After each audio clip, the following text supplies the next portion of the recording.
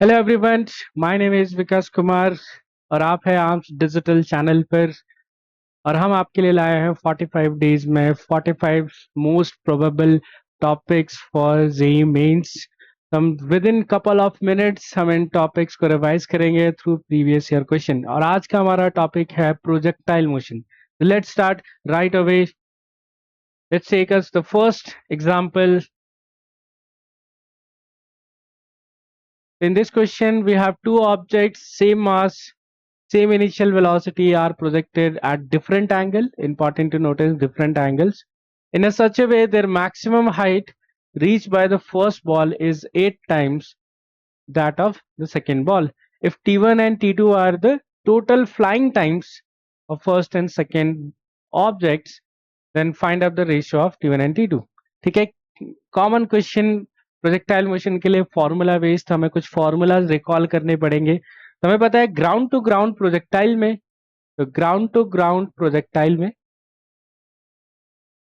जब हम initial speed v और थीटा एंगल पे प्रोजेक्ट करते हैं हॉरिजॉन्टल, तो हमें कुछ फॉर्मूलाज इससे रिलेटेड याद रखना है। तो पहला formula time of flight that is equal to 2u sine theta by g. ठीक है, और अगर इसको थोड़ा और स्मार्टली याद रखना है कुछ और क्वेश्चंस के लिए, तो आप बेस्ट होगा कि आप इसको ऐसे भी याद रखो 2u/g। ठीक है, इट्स इंपॉर्टेंट, सम क्वेश्चंस में आपको इसके काफी हेल्प हो जाती है। तो दूसरा वैसे ही मैक्सिमम हाइट रीच का formula u square sine square theta divided by 2g, या इसको याद रखने का तरीका है u y square divided by 2g। ये दो फॉर्मूलाज है जिनको हम यूज करेंगे सवाल के लिए। तो फटाफट इसको यूज करते हैं। तो आप देख सकते हो कि दोनों टाइम ऑफ फ्लाइट और maximum height in projectile motion सिर्फ y component of initial speed पे डिपेंड करता है, सिर्फ y component of initial speed पर। नीचे तो ग्रेविटी है जो कि सेम रहता है। तो अगर मैंने ये निकाल लिया कि y कंपोनेंट ऑफ वेलोसिटी का रेशियो क्या है इनिशियली, तो मुझे टाइम ऑफ फ्लाइट का भी रेशियो आ जाएगा। तो चलो हाइट से करते हैं। तो आपको दिया हुआ है कि height equal to 8 times of, ठीक है, तो फर्स्ट की जो हाइट है वो 8 टाइम्स है h2 का, तो इसका मतलब h1/h2 का जो रेशियो है वो 8 आ गया। विच मीन्स कि velocity in y direction for first object का square divided by velocity in y direction for second object, क्योंकि ये डायरेक्टली प्रोपोर्शनल है y कंपोनेंट के, तो दैट इज इक्वल टू 8। इससे बेनिफिट ये है कि हमें थीटा उटा एडजस्ट करने की जरूरत नहीं पड़ती है ना, थीटा और ये सब याद करने की जरूरत नहीं तो पड़ती। तो ये जो y कंपोनेंट का रेशियो आ गया है, कितना रेशियो आ गया 2√2।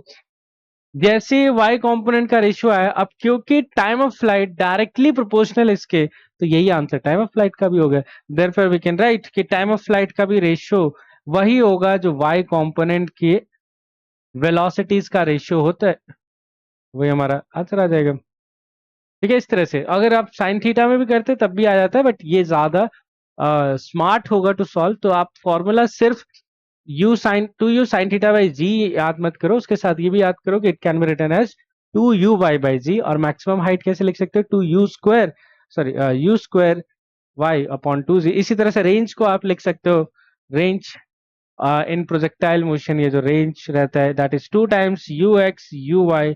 Very helpful in many questions. ठीक है, चलो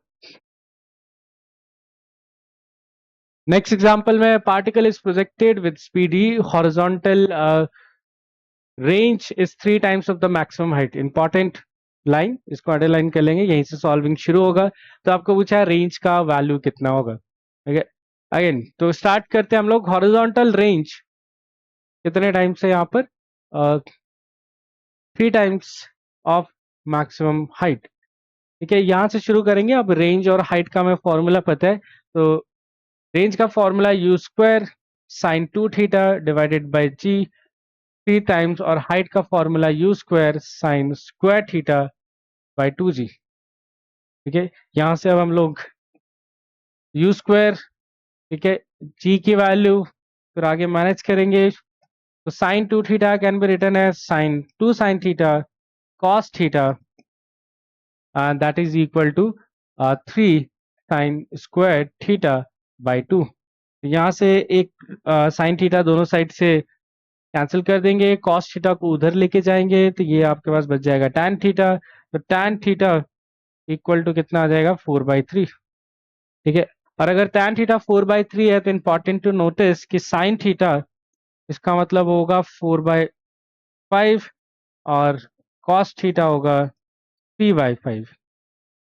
ठीक है, ये नोट करते हुए अब हम लोग रेंज निकाल लेते हैं। तो रेंज का फॉर्मूला वापस से लगा देते हैं, यू स्क्वायर। अब साइन 2 थीटा में 2 थीटा की वैल्यू नहीं पता है डायरेक्टली, तो हम उसको ब्रेक करेंगे 2 sin थीटा कॉस थीटा, जैसे हमने अभी सॉल्व करते टाइम ब्रेक किया था, डिवाइडेड बाई जी। अब यहाँ पे वैल्यूज पुट कर दो, तो 2 टाइम्स साइन थीटा की वैल्यू 4/5, कॉस थीटा की वैल्यू 3/5 डिवाइडेड बाई जी। ये आपका आंसर आ गया। तो 24 u²/25 जी। ठीक है, तुम्हारा 24 इस तरह से हम हैंडल कर सकते हैं। तो इंपॉर्टेंट क्या था इसमें, साइन थीटा को मैनेज करना।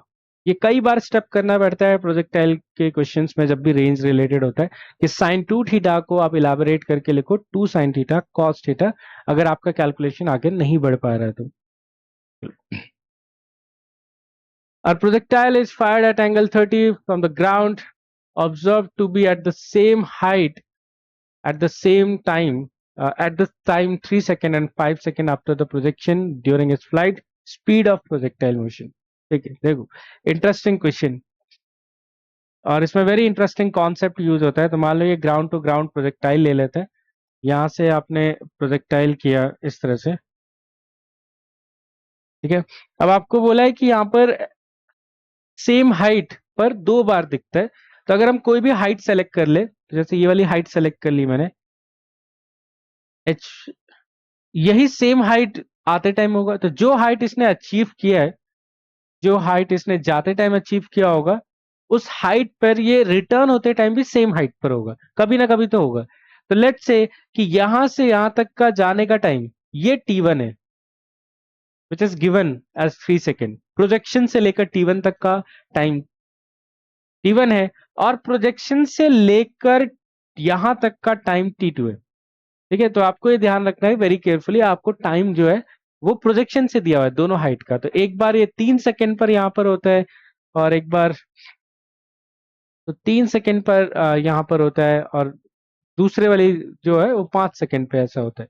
ठीक है, ऐसा आपको दिया हुआ है। तो आपको पूछा है कि इसकी इनिशियल स्पीड बताओ कितनी होगी।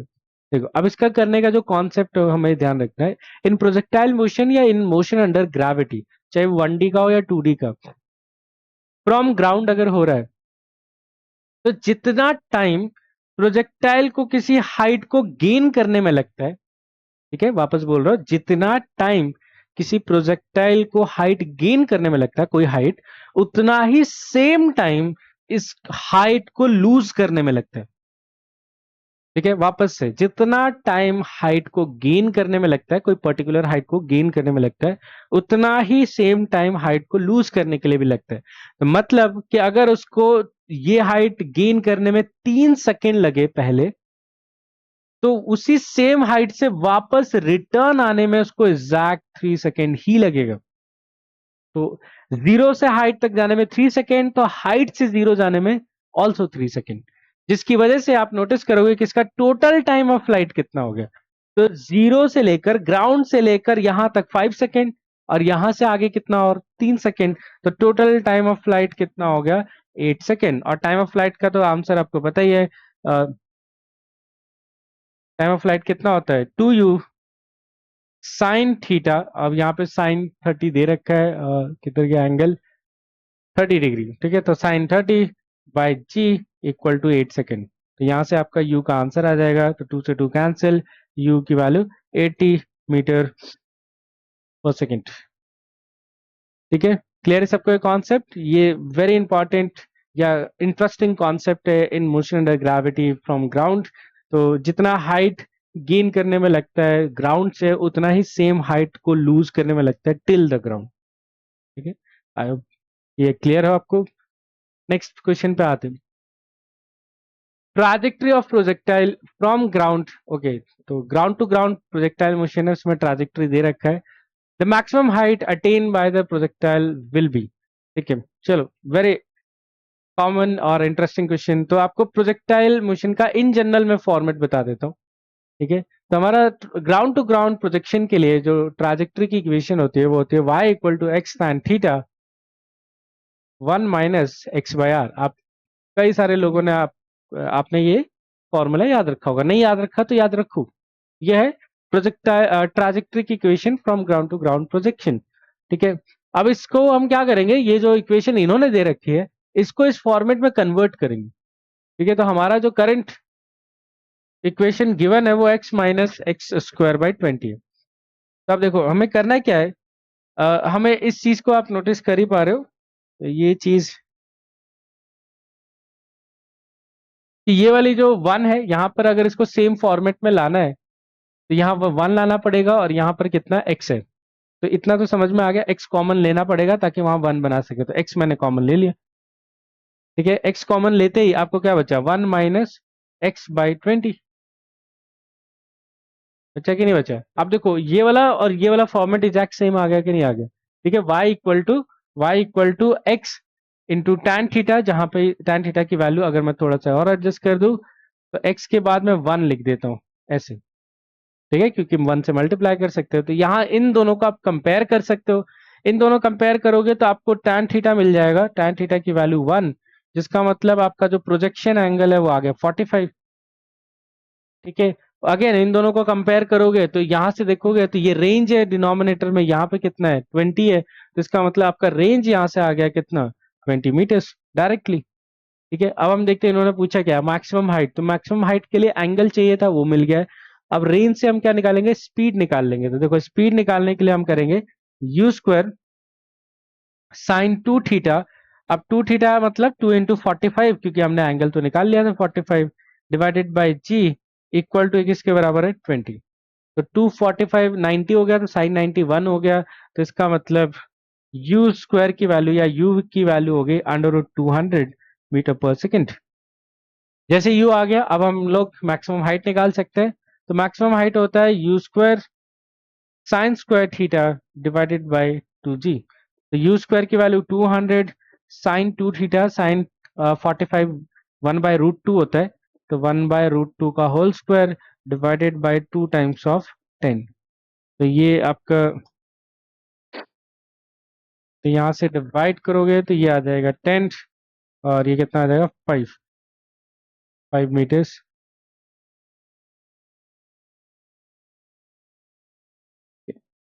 आई होप को अच्छे से कंसेप्ट क्लियर हो कि कैसे हैंडल करना है। जब भी आपको ट्राजेक्टरी की इक्वेशन दिया हो, आप इस फॉर्मेट से हमारे जो फॉर्मूला वाला है उससे कंपेयर करके आप डायरेक्ट रेंज रेंज और एंगल आपको सबसे पहले मिल जाएगा, फिर वहां से आप जो मर्जी कैलकुलेट कर सकते हो। वहां से स्पीड आ जाएगा, मैक्सिमम हाइट आ जाएगा, टाइम ऑफ फ्लाइट, जो भी आप निकालना चाहो। चलो नेक्स्ट एग्जांपल में, a projectile of thrown away at an angle 45 with vertical respectively from top of 400 metre high tower। Okay, ध्यान रखना है कि इस बार अब प्रोजेक्टाइल मोशन जो है वो ग्राउंड से नहीं है, फ्रॉम अ हाइट है, ठीक है। तो आप जो हमने अभी तक जो भी प्रीवियस फॉर्मूलाज यूज किए अब आप वो यूज नहीं कर सकते हो, ठीक है। तो इसमें फॉर्मूले में कंफ्यूजन नहीं होना चाहिए। अब जो प्रोजेक्टाइल मोशन है हाइट से, अब हाइट के लिए डिफरेंट फॉर्मूला है डिपेंडिंग ऑन की क्या कंडीशन है। जैसे कि एक अगर आपका प्रोजेक्शन किसी एंगल पे है तो एक्चुअली इसके लिए कोई स्पेसिफिक फॉर्मूला नहीं है। इसके लिए तो आपको सॉल्व ही करना पड़ता है, जब भी आप सॉल्व करो तो इस तरह का प्रोजेक्टाइल मोशन है, ठीक है। तो इसके लिए हम कोई भी प्रीवियस फॉर्मूला यूज नहीं कर सकते। तो ये रेंज कहलाता है आपका, तो यहाँ से यहाँ तक ये रेंज हो गया। टोटल नीचे तक आने का जो टाइम ऑफ फ्लाइट कहलाएगा या एंगल ऑफ प्रोजेक्शन। तो ये ध्यान रखना फ्रॉम हाइट है। अब क्या लिखा है, their range and time of flight are same, the ratio of their speed of projection will be, ठीक है। तो हमें ये निकालना है कि इनिशियल जो प्रोजेक्शन स्पीड है वो कितनी है, उसका रेशियो निकालना है। तो प्रोजेक्शन स्पीड v मान लेते हैं। तो एक काम करते हैं, देखो हमें ये पता है कि रेंज निकालने के लिए हमें x डिस्प्लेसमेंट में सॉल्व करना पड़ता है। आप ऐसे सॉल्व करोगे, x displacement in x direction is initial velocity in x direction into t time taken half acceleration in x direction t square। अब displacement in x direction is the range, ठीक है, is the range। initial velocity in x direction, यहाँ पर angle आपको दे रखा है ना, तो हमने जो भी एंगल दिया वो ले लेते हैं। तो v cos theta that is the velocity in x direction, and t is the total time which is also known as the total time of flight, तो उसको यहाँ पे t लिख देते हैं। और डिस्प्लेसमेंट इन एक्स डायरेक्शन आपको पता है प्रोजेक्टाइल में या मोशन अंडर ग्रेविटी में कितना होता है, 0। तो this is the range formula. अब इसमें क्या बोला है, अगर मैं यहाँ पर रेंज का रेशियो लेता हूं, आपको क्या बोला है यहाँ पर देखो, आपका रेंज सेम दे रखा है और टाइम ऑफ फ्लाइट भी सेम दे रखा है, दिया कि नहीं दिया। इसका मतलब कि v, यहां से आप क्लियरली बता सकते हो कि R1/R2 का रेशियो क्या आएगा, जो कि सेम है, बट अगर आप रेशियो निकालते तो कितना आता है, v1 cos θ1 divided by v2 cos θ2 और t1/t2। बट क्योंकि आपका दोनों रेंज सेम दे रखा है, तो रेंज सेम दिया है इसलिए 1 हो जाएगा, t1 और t2 सेम दिया है इसलिए 1 हो जाएगा। तो आपको दिखेगा उसका रेशियो क्या आ रहा है। तो इसका मतलब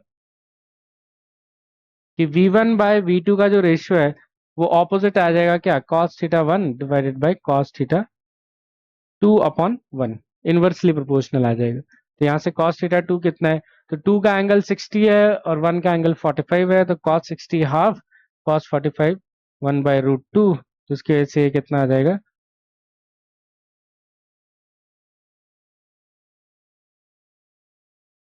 तो ये आ जाएगा 1/√2। ठीक है, तो यहाँ से हमें रेशियो मिल गया 1/√2।